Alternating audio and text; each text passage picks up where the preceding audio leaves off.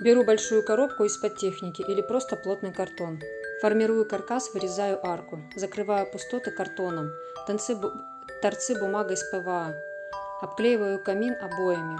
У меня белые потолочные.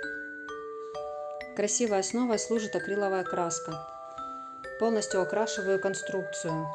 Из пенопласта нарезаю кирпичики, приклеиваю их на ПВА. Добавляю текстуру клеем, смазываю кирпичики и присыпаю пенопластовой крошкой. Губкой наношу темную акриловую краску, создавая тени и объем. Внутри камина делаю эффект сажи, смешивая несколько оттенков.